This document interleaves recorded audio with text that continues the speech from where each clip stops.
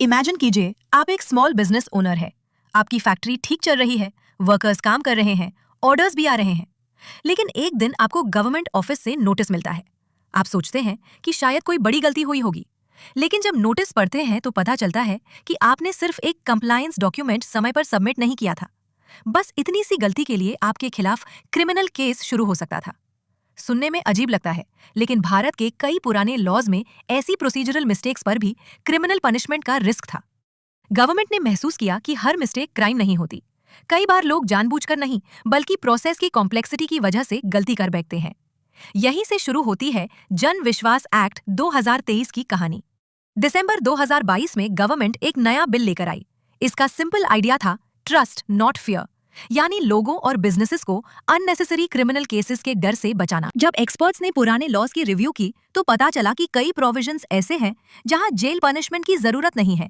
इसलिए गवर्नमेंट ने एक बड़ा रिफॉर्म शुरू किया।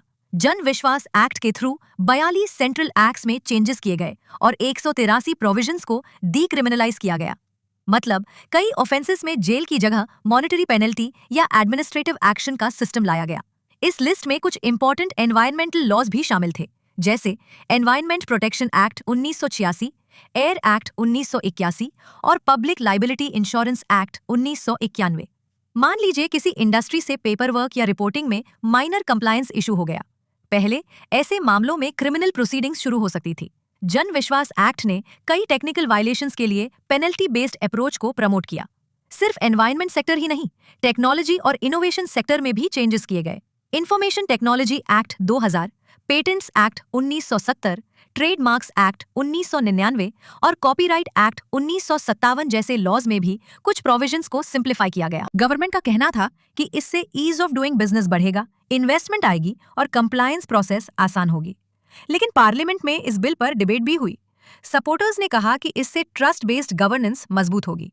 क्रिटिक्स ने सवाल उठाया कि कहीं पनिशमेंट कम होने से अकाउंटेबिलिटी पर असर तो नहीं पड़ेगा। काफी डिस्कशन के बाद बिल पार्लियामेंट से पास हो गया और 11 अगस्त 2023 को प्रेसिडेंट की अप्रूवल मिलने के बाद जन विश्वास एक्ट ऑफिशियली लॉ बन गया। इस एक्ट ने एक इंपॉर्टेंट मैसेज दिया। हर वायलेशन को क्राइम की तरह ट्रीट करना जरूरी नहीं है।